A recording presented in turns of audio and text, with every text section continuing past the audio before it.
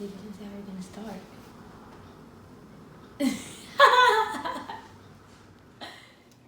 We're matching an accident, literally. Very cute. You always matching a nigga.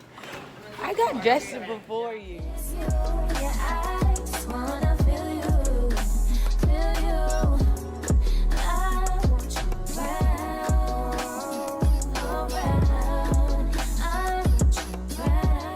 What's good, everybody? Welcome to the channel. Welcome to the crib. If you don't know, my name is Fallon. This is my wife Nisha, and this is the journey, man. Y'all might have seen like on IG, we already kind of started going through our fertility testing and everything. Today is April 27th.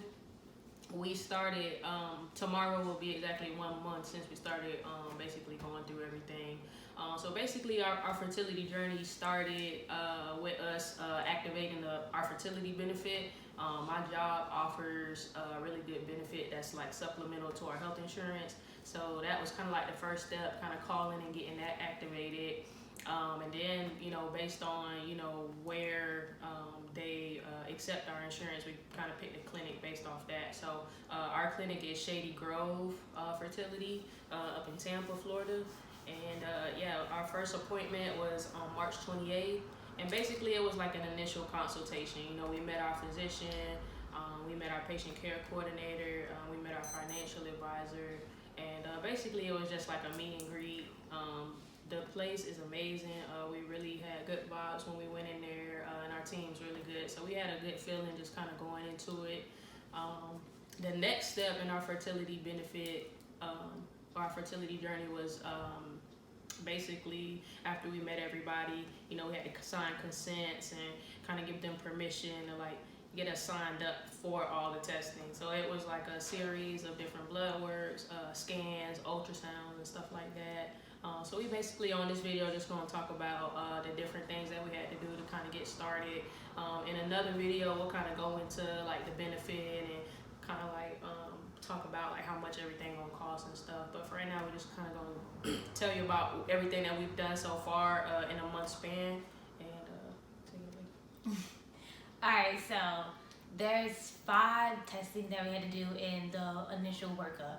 3 of which were blood work, and 1 of them was an off-site blood work, which was at LabCorp, so we didn't have to go to the clinic to do that one. We did it at a Walgreens near the house. It was about 10 minutes away. That was the first test we did, which was infectious disease testing, basically testing for HIV, AIDS, hepatitis, all those things. We signed in with a PDF that we printed from our patient portal that the PCC sent over for us. So we printed that out, we took it to the clinic, we got the blood work done. It was quick in and out. Second test was for genetic carrier screening. It basically was another blood work, and it tested to see if you are a carrier for any genetic diseases, which will be beneficial in our journey to buying sperm later on in our journey. So after that, I had to wait until my cycle started to call my PCC to set up the rest of the testing. Cycle day 1 is when I called her, and she set us up for a cycle day 3 ultrasound testing, which also was a blood draw before that, the last one. And then we had the testing on Friday morning. These tests have to be done in the morning, some have to be done in the afternoon. That will have to be done in the morning. The ultrasound room basically is set up like it is when you go get a pap smear. Everything's the same except there is an ultrasound machine in that room. I can't really explain that. Baby probably can explain that better because I just was getting it done. I was not listening, paying attention that much to what was happening on the screen. So, do you want to tell them about that one? Yeah, so basically part of the test that we did on cycle day 3 was an ultrasound. And the tech had a concern about something that she saw in the ultrasound, so she brought in like a nurse practitioner to talk to us a little further. Basically, on the ultrasound, they saw a separate cavity, is kind of how they explained it to us. and they were concerned that like Nisha might have like more than one cervix, basically. Like they didn't know what it was, but basically they saw another opening, so it was something that they felt like they had to examine further. So she brought in a nurse practitioner, and then at that point they did a physical exam with something called a speculum. If you ever had like a pap smear or an OBGYN appointment, you probably know what it is. It's kind of like a clear, kind of like a gun looking thing that they put into the vagina, and then they'll open that so that they can actually look and view. So she did that. After she looked, she had no concerns of there being more than one cervix or more than one uterus or anything like that.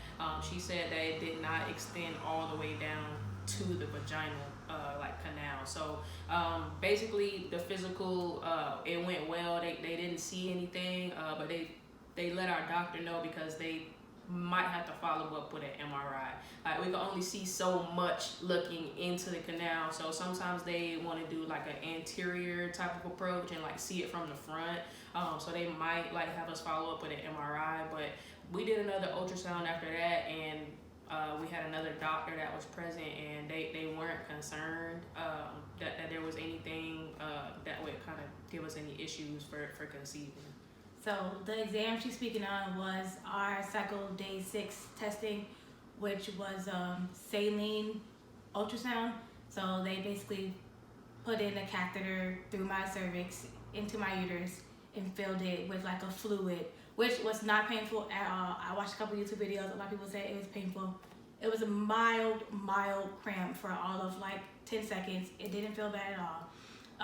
They took some more pictures with the with the probe after they filled my uterus to see anything was abnormal, any like mass or anything. Everything was perfect. She actually commented that that I was beautiful inside, which is funny. Yeah, so everything went great on that. They got some great pictures, and so that cleared. I'm almost sure that cleared up the concerns that were in our cycle day 3 testing. So the following day, which was the next day after that, we had a HSG test, which was the last testing that we had to do for the workup. HSG testing was in a same kind of type of room, but there was an x-ray machine there. It was on the other side of the clinic. Baby was not allowed in there. I did not take my phone or anything, so I didn't have any pictures of that room, but it was basically the same exact thing, but just bigger, and there was a x-ray machine there. She did almost the exact same thing that they did in the test the previous day, except for they didn't go through my cervix to my uterus. They basically filled the fluid up and through my cervix to see if it comes out through the fallopian tubes, and that came out fine. Everything was great. Fluid came out both sides, no problems. They took a couple pictures in there, and everything went A-okay. So from here, as of now, reproductive system looks awesome. And until next time, guys. We did record all of our testing days and all the footage from the rooms and everything that we could record at the clinic. Just stay tuned to the end to watch all of our test days and everything that we did throughout the past couple of weeks.